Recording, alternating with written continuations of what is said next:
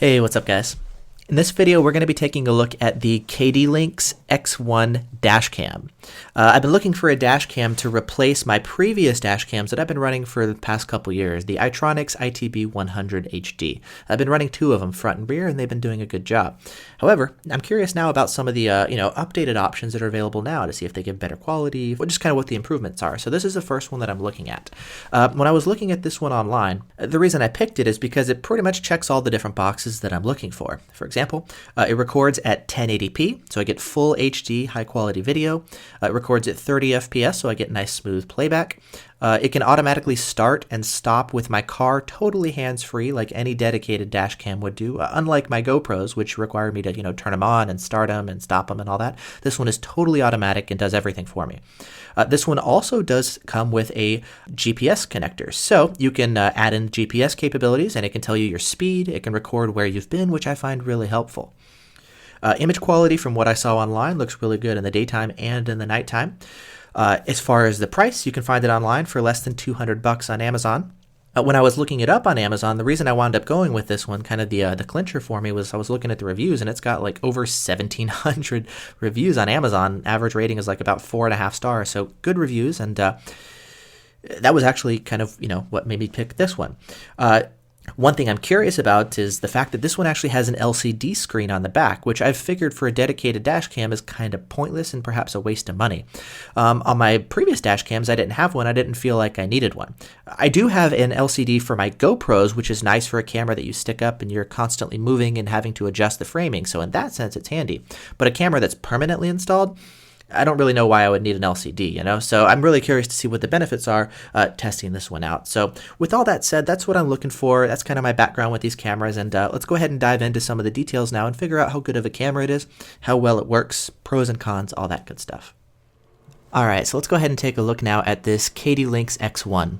As you can see, it's quite a small dash cam. It's pretty tiny. It's also really thin as well. It's got some buttons on the side that let you do things like start and stop recording. You've got a button which will let you mute the audio or protect and mark a certain piece of footage that you want to go back and look at later. You can go in and zoom out of your footage as well, so you've got a little bit of control there on the camera itself. In terms of the video quality is actually quite good. It's pretty easy to read license plates when you're up close. What I've noticed is that the video is going to be pretty heavily sharpened, and they have boosted the saturation relative to some of the GoPros that I've seen. So they make it really look good out of the camera, which is nice.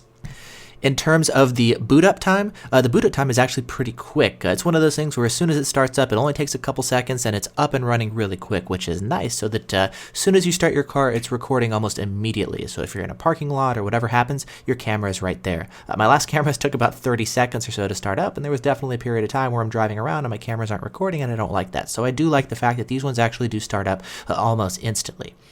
They also have a G sensor built into the camera in case there's an accident or a bump to kind of automatically mark whenever there's some sort of event. You can actually adjust the threshold to how sensitive the camera is, but I never use this feature too much because I find it will alert for things like speed bumps or potholes in the road, so I don't need it marking the footage necessarily. I can mark it manually myself. This one does have a GPS antenna that you can do. There's actually two different mounts that are included with the camera. One has the GPS, one doesn't. If you use the GPS one, you're going to plug in the GPS antenna, and then it's going to tell you how fast you're driving. It can actually tell you the location of where you've been. It's pretty nice. The mount itself is kind of cheap plastic, and it uses a suction cup mount, but once it's installed, it is pretty sturdy. One of the things I like about the mount is it actually allows the camera to spin and turn around in different directions, which is nice in case there's something off to the side that you want to record. You can do that. Or you can even spin around and face it towards you if you want as well, which is pretty handy. Not completely. The GPS cable can kind of get in the way, the power cables get in the way, but it does do that. In terms of the software is pretty good. I like it quite a bit. There's a lot of useful information there in the software. Again, it'll tell you your speed, things like even your maximum speed in that clip. It can overlay on a map where you are and your entire route for that particular video clip. One thing that I found is using the software, you can only load one clip at a time, so you can't load an entire drive if you have a long drive, so that can be a little bit annoying. I've also noticed the software, you can't resize the window on my Mac. Maybe on the Windows version you can, but it is compatible with Windows and Mac, so little things like that. And sometimes it does take a second or two to load in each individual clip, so the software can feel a little bit laggy, but otherwise it works pretty nicely. You don't actually configure the camera in the software like you do in some other ones. You configure everything in this camera through the camera itself with the LCD screen. One little thing that I do like about the camera is the way that it records the GPS information. The GPS information is actually embedded in the video clip itself, which is nice. Some of the other cameras I've had have a second file that goes with it. There's the video file and the GPS information. So there's 2 files per video clip, which is kind of annoying to have to manage if you don't take the GPS footage, you don't have it. Also, if you want to rename the video files to put in some useful information, if you don't also rename the GPS file, then they're not going to match and sync up later in software. So it's kind of annoying to have to, what happens when you're renaming files. With this one, because the GPS data is embedded in the video file itself, it's just easier to manage and use in practice once you get all the software or all the video files to your computer. So I like that a lot. In terms of the LCD, one of the things that I was wondering about is how useful it is, and it turns out it's actually quite useful. Yeah, it definitely helps with framing initially to make sure that the camera is pointed and oriented the way you want, which is also really nice considering the fact that you can move and spin the camera. So it lets you go back afterwards and make sure that it's pointed correctly. With the LCD screen, you can go in and change all of the different settings in the camera. That's actually how you do it here, and it works pretty well. You can also go back if you want and watch the footage later at another time. I don't really think that's all that useful. I guess you can to go back just to see, hey, did I catch it, just to make sure that you got it. But it's nice always you can go back and plug it into your computer and watch it there. But it is kind of nice. The LCD can be set to automatically turn off after 30 seconds or a minute or whatever. That way you know it's up and running. And then it's going to kind of go into dark mode essentially, and you drive without it lighting up your cabin. With this camera, there's a little bitty LED, kind of a little status LED to tell you, yes, the camera is powered on, and yes, it's recording. It's not too bright and annoying like I've seen with some other cameras. It's very subtle, but if you look at it, it's really easy to read. So they actually did a good job with that status LED. In terms of the power cable, it uses a micro USB power cable, so it's a very standard cable. It makes it easy to hardwire as well. They actually give you 2 different power cables. One is going to be a long cigarette lighter cable. The other one is going to be a short kind of USB cable, and I actually use the USB cable for testing. But for hardwiring, you're going to want to go ahead and use the longer cable. This camera does not support parking mode. Some dedicated dash cams, they do have a parking mode where the camera can actually run when your car is parked. That can be an issue because it can drain your car battery if it sits there for a long period of time using your car battery. So one thing you could do is get an accessory called the PowerMagic Pro. It's designed for black view cameras, but it can really run with any camera, and it's just designed to kind of monitor your car's battery level, and if it drops too low, it shuts off your camera. So your camera will run for 8 hours or 16 hours or whatever it is, and then will eventually shut off. So it's a way to get parking information recorded while you're not in the car. So that's a cool accessory you could get. I'll put a link in the video description to that guy. This one doesn't come with it, but you can use that accessory with this one, and it makes it easier to hardwire as well, and you're not going to be using your cigarette lighter port. So frees that up as well. Now, this camera doesn't have a parking mode. So some of the cameras do have a parking mode, and they're designed to use the G sensor to record like, hey, somebody bumped into you and it was a hit and run or something. It'll actually mark that event. So that's pretty nice. If you want to use the G sensor that I mentioned, that's probably one of the more useful features. I actually had my camera set up in parking mode. I was just running it off a USB battery for testing, and I recorded a little accident when I came back into my car. There was an SUV right next to me backing out and didn't see that there was a red van behind her, and boom, hit it, So I had the camera recording, and it was pretty nice. So I was able to go back and see that later. Because it didn't hit my car, it wouldn't actually activate the GPS sensor, but because I knew it happened, I could go back later and capture that footage. So that was kind of cool. One thing is this camera also does have a motion detection feature, which could help for parking mode to a certain degree. It works okay. The idea is when it detects motion in front of you, like a car driving by or a person walking by, it'll record that for a couple seconds, right? It records that event, and then it kind of stops recording. So that way you don't get a bunch of empty, blank, unnecessary videos, recorded in your car and taking up space. So that's pretty cool. Now, I find it's kind of it's not quite perfect. There's a couple issues in practice with that. Number one, it doesn't record from the very beginning, so it'll start recording a couple seconds after the motion starts. So you're going to miss the first couple seconds. I've also noticed that the object does have to be pretty close to you, which is actually kind of nice. It's not going to record little bitty people off in the distance or cars way off in the distance. It does have to be pretty close for that to work. One other thing that I've noticed is it does kind of mess up your recordings when you're driving. If you're in stop and go traffic, it's not going to actually record when you're stopped because, if there's no movement around you, everything's stopped, it stops recording. This was actually kind of annoying. I was sitting in traffic the other day, and there was some moron who's walking by and starts knocking over these newspaper stands, and because my car was stopped, I didn't record it. My other dash cams, which I was comparing it against next to it, didn't have this feature activated, so they were actually able to capture it, but my KDLINKS X1, because I had the motion detection feature activated, actually missed this event, which I wish it had recorded. So that's kind of something to watch out for. It's not going to record if you're stationary, right? But you may want it to. Now, you can turn this feature on and off, but it's not easy to do that. You have to go into the menus and do it, kind of dig deep. So it's not something that you're going to want to do on the fly. So it's for that reason that it does have a motion detection feature, but I wouldn't really recommend using it. So one of the features that's pretty cool that it does have is WDR, which stands for Wide Dynamic Range. Basically, the idea is it kind of extends the dynamic range to give you more information in the highlights and in the shadows. I did some testing on that, a whole video just for this feature, and I found it actually does work pretty well. It brings out more of the information, especially at night, that's kind of hidden in the shadows. So the shadows may be really dark at night, but when you activate that feature, you're able to read more detail as far as what's going on, and the camera will do a better job of showing you what's in the shadows. So that's pretty handy. I do like the WDR feature. It actually gives it the ability to see better in the dark than my GoPros do, so I like that quite a bit. This camera does have a battery built in as well, but it's not meant to be, drive around for like an hour or two on the battery. It's a really short-term battery that's going to give you about maybe a minute or two of extra recording time, and it's designed where once you turn your car off, it can record for that extra minute or two just in case anything happens. So it's a really short-term battery, but it does have one built in. In terms of the audio quality is actually pretty good. There's a little microphone on the bottom of the camera, and I found it does a great job at recording audio of people talking in the cabin. Quarter mile, make a right onto 128th. Okay. I was still thinking of the map upside down. Yeah, so that light up there. Cool. Look at another house. No. Oh, I see. Yeah, make a right here. Either way you want to go around. Right, I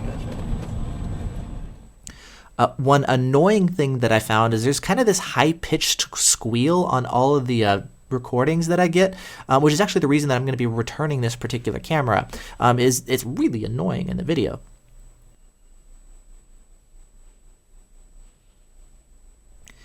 Now, I don't think this is normal. I've asked other people who also own this camera, and they don't have this issue. And I read the other reviews on Amazon, and I didn't hear anything talking about this particular issue. So I think it may just be a weird thing with the copy of the camera that I happen to get, but mine does have this kind of annoying audio issue, so I'm going to be returning this one.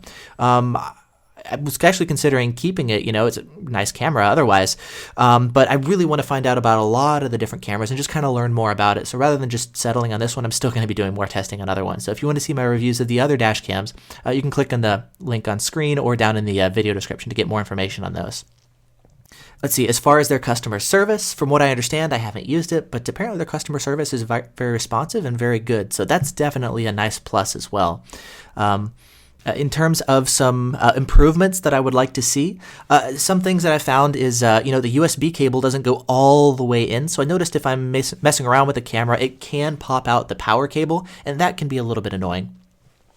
Another thing is I found it supports up to a 32 gig card. I wish it supported up to 64 or even 128 gigs. The reason is I would really like it to be able to record as much as possible. With a 32 gig card, you get about, according to my math, about a 5.5 hour recording time. I would prefer longer for long road trips and just to make sure that, I don't accidentally overwrite stuff in the past, The camera comes with a single 8 gig micro SD card, which is going to give you about an hour and 20 minutes of recording time. That's really not much. So for that reason, you're going to want to pick up a larger memory card if you get one of these. I'll put a link in the video description to that as well.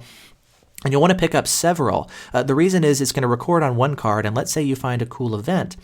and you want to pop out the card and take it home and pull it off the card. Well, you can definitely do that. That's what it's designed to do. However, I've had this happen. It actually happens to me all the time. If you forget to take that memory card back to your car, you're now in your car with no memory card in your dash cam, so your dash cam is not going to work anymore. I can't record anything.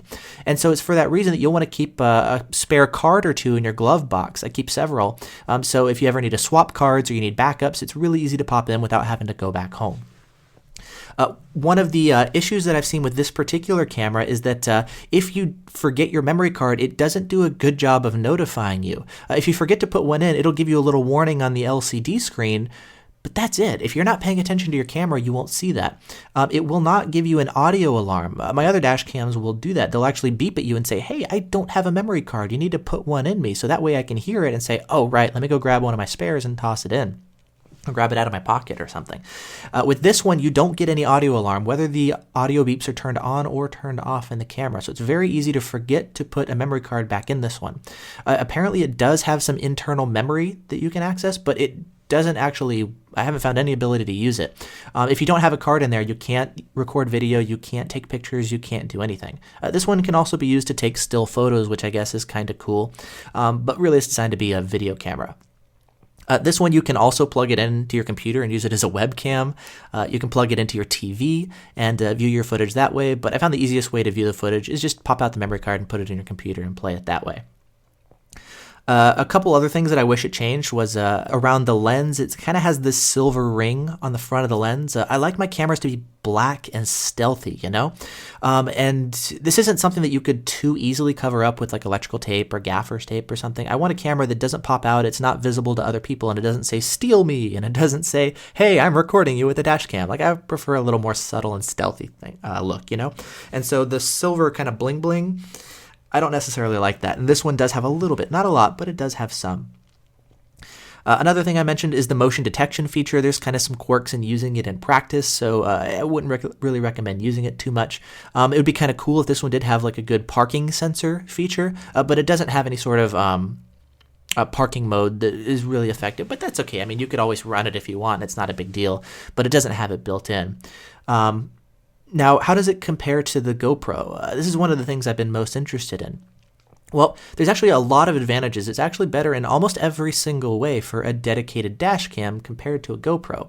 Probably the main thing is the fact that it can automatically start up and shut down with your car. You don't have to manually turn it on and start recording like you would with the GoPro. And when you're done, it can automatically turn off as well.